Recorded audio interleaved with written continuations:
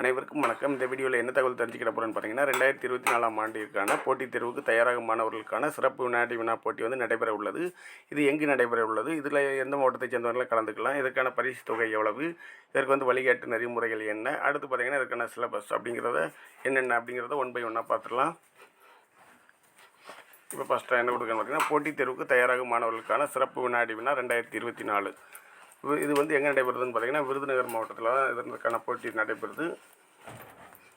விருதுநகர் மாவட்டத்தில் 3வது புத்தக திருவிழாவை முன்னிட்டு தமிழ்நாட்டைச் சேர்ந்த போட்டித் தேர்வுக்கு தயாராகும் மாணவர்களுக்கான சிறப்பு வினாடி வினா நிகழ்வு பார்த்தீங்கன்னா 18/8/2024 அன்று மாவட்ட நிர்வாகத்தால் நடத்த திட்டமிடப்பட்டுள்ளது. இந்த வினாடி வினா போட்டியில் போட்டித் தேர்வுக்கு தயாராகும் தமிழ்நாட்டைச் சேர்ந்த அனைத்து மாணவர்களும் விருப்பமுள்ளவர்கள் கலந்து கொள்ளாமல் கொடுத்துருக்காங்க. அதனால் இந்த வினாடி வினா போட்டிக்கு வந்து நீங்கள் தமிழ்நாட்டை சேர்ந்தவராக இருந்தால் அது போதுமானது. நீங்கள் வந்து எல்லாருமே கலந்துக்கலாம். இதுக்கு வந்து என்ன தகுதி அப்படிங்கிறத கீழே கொடுத்துருக்காங்க, அதையும் பார்த்துடலாம். இப்போ அதற்குரிய முதல் பரிசு என்ன கொடுக்கான்னு பார்த்தீங்கன்னா 1 லட்ச ரூபா கொடுக்குறாங்க ஃபஸ்ட்டு ப்ரைஸ். செகண்ட் ப்ரைஸ் பார்த்தீங்கன்னா 75,000, 3வது பரிசு வந்து 60,000. இப்போ இந்த போட்டி வந்து எப்படி நடைபெறும், இதுக்குரிய வழிகாட்டு நெறிமுறைகளை பார்க்கலாம். இந்த வினாடி வினா போட்டி வந்து 3 நிலைகளாக நடைபெறும் இருக்காங்க. ஃபஸ்ட்டு ஸ்டேஜ் எப்படின்னு பார்த்தீங்கன்னா எழுத்து தேர்வாக அமையும். இத்தேர்வில் மொத்தம் 50 கொஷின் கேட்பாங்க. இதில் 25 கொஷின் வந்து 4 ஆப்ஷன் கொடுத்து ஒரு ஆன்சரை செலக்ட் பண்ணுற மாதிரி இருக்கும். அடுத்த 25 கொஷின் வந்து டைரெக்டாக வந்து ஆன்சர் பண்ணுற மாதிரி கேட்குறாங்க. அடுத்து போட்டியில் மாணவர்கள் வந்து 3 பேர் குழுவாக தான் வந்து பங்கேற்கணும். அதனால் உங்கள் கூட நல்லா படிக்கிறவங்களை 3 பேரை செலக்ட் பண்ணிட்டு இதில் நீங்கள் கலந்துக்கலாம். அடுத்து பார்த்திங்கன்னா முதலில் நடைபெறும் எழுத்துத் தேர்வில் அதிக மதிப்பெண்கள் பெறும் 12 அணிகள் அரையிறுதிக்கு முன்னேறும். அரையிறுதிக்கு எத்தனை அணிகள் முன்னேறும் பார்த்தீங்கன்னா 12 அணிகள் முன்னேறும். அரையிறுதி வந்து எத்தனை சுற்றுகளாக நடத்தப்படும் பார்த்தீங்கன்னா 4 சுற்றுகளாக நடத்தப்படும்னு சொல்லியிருக்காங்க.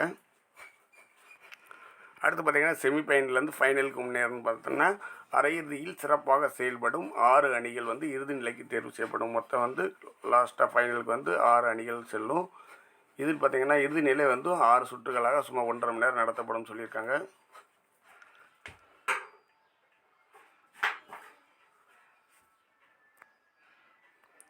அடுத்து பார்த்திங்கன்னா இதில் யாரெல்லாம் கலந்துக்கலான்னு கொடுத்துருக்காங்க. தமிழ்நாட்டைச் சேர்ந்த போட்டித் தேர்வுக்கு தயாராகும் மாணவர்கள் மற்றும் கல்லூரியில் படிக்கும் மாணவர்கள் எல்லாருமே கலந்துக்கலாம். ஒரு கல்லூரியில் அதிகபட்சம் எத்தனை அணிகள் கூட கலந்துக்கலான்னு பார்த்தீங்கன்னா 5 அணிகள் கூட கலந்துக்கலாம் அப்படின்னு சொல்கிறாங்க. அவற்றில் அதிக மதிப்பெண் பெறும் அணியை வந்து இந்த போட்டிக்கு வந்து தேர்வு செய்யப்படும். போட்டியில் கலந்து கொள்ள வேறு என்ன நிபந்தனை கொடுத்துருக்காங்கன்னு பார்த்தீங்கன்னா போட்டியில் கலந்து கொள்ள மாணவர்கள் ஏதேனும் ஒரு போட்டித் தேர்வில் கலந்து கொண்டவர்களாக இருத்தல் வேண்டும். ஏற்கனவே நீங்கள் ஏதாவது ஒரு போட்டித் தேர்வு எழுதியிருக்கணும். அப்படி எழுதுறவங்க இதில் கலந்துக்கலாம். யாருக்கு வந்து இந்த போட்டித் தேர்வு வந்து கட்டாயம் இல்லைன்னு பார்த்தீங்கன்னா கல்லூரியில் படிக்கும் மாணவர்களுக்கு விதிவிலக்கு கொடுத்துருக்காங்க. அவங்க வந்து போட்டித் தேர்வில் கலந்து கொள்ள வேண்டும், இருக்க வேண்டும் என்பது கட்டாயம் கிடையாதுன்னு இருக்காங்க. மற்றவர்கள் நீங்கள் காலேஜெல்லாம் முடிச்சிருந்தால் கண்டிப்பாக வந்து இதுக்கு வந்து போட்டித் தேர்வில் வந்து ஏற்கனவே முன்னாடி வந்து பங்கேற்றிருக்கணும். அதற்கான துணைச்சீட்டு ஏற்கனவே இருக்கக்கூடிய கால் டிக்கெட் வச்சுருப்பீங்களா, அதை வந்து கண்டிப்பாக கொண்டு வரணும்னு சொல்லியிருக்காங்க. அடுத்து பார்த்திங்கன்னா இதில் யாரெல்லாம் கலந்துக்கிட முடியாது அப்படிங்கிறதையும் கொடுத்துருக்காங்க. அரசு பணியில் இருப்பவர்கள் வந்து இதில் வந்து கலந்து கொள்ள முடியாது. அடுத்து வினாடி வினா நிகழ்ச்சியில் பங்கேற்பாளர் போட்டிகளுக்கான விண்ணப்பிக்கும் கடைசி நாள் வந்து 15/8/2024. இதற்கான வடிவமைக்கப்பட்ட இணைய விண்ணப்ப படிவத்தில் தங்கள் விவரங்களை பதிவு செய்ய வேண்டும். மேலும் போட்டி தொடர்பான எது சந்தேகம் இருந்தால் அதற்கான ஒரு கான்டாக்ட் நம்பர் கொடுத்துருக்காங்க. 80 72 49 10 78. இந்த நம்பரை கான்டாக்ட் பண்ணி இதை பற்றி ஃபுல் டீட்டெயில் நம்ம தெரிஞ்சுக்கலாம். போட்டியில் வினாடி வினா நடத்தும் நடுவர் எடுக்கும் முடிவே இறுதியானது. இதில் வந்து நடுவர் என்ன சொல்கிறாரோ அதான் ஃபைனல் ரிசல்ட்டாக இருக்கும். இப்போ அதற்கான சிலபஸ் பார்க்கலாம். பாடத்திட்டம் திருக்குறளில் வந்து அதிகாரங்கள் என்ன கொடுத்துருக்கான்னு பார்த்தீங்கன்னா அன்புடைமை, பண்புடைமை, 3 கல்வி, அடுத்து பார்த்திங்கன்னா கேள்வி, அறிவுடைமை, அடக்கமுடைமை, ஒழுக்கமுடைமை, பொறையுடைமை, நட்பு, வாய்மையுடைமை, காலமறிதல், வழி அறிதல், ஒப்புரவறிதல், செய் நன்றி அறிதல், சான்றாண்மை, பெரியோரை துணைகோடல், பொருள் செயல்வகை, வினைத்திட்பம், இனியவை கூறல், ஊக்கமுடைமை, ஈகை, தெரிந்து செயல்வகை, இன்னா செய்யாமை, கூடா நட்பு, உளவு, இறைமாட்சி, கல்லாமை, குற்றங்கடிதல், சிற்றுநஞ்சேராமை, இடனறிதல், தெரிந்து தெளிதல், தெரிந்து வினையாடல், சுற்றந்தளால்,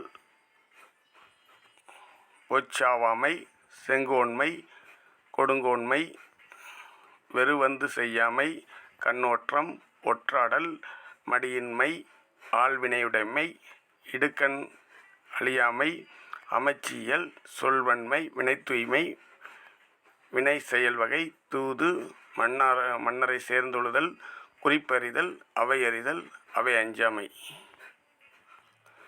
அடுத்து இதற்குரிய தலைப்புகள் கொடுத்துருக்காங்க, அதையும் பார்த்துடலாம்.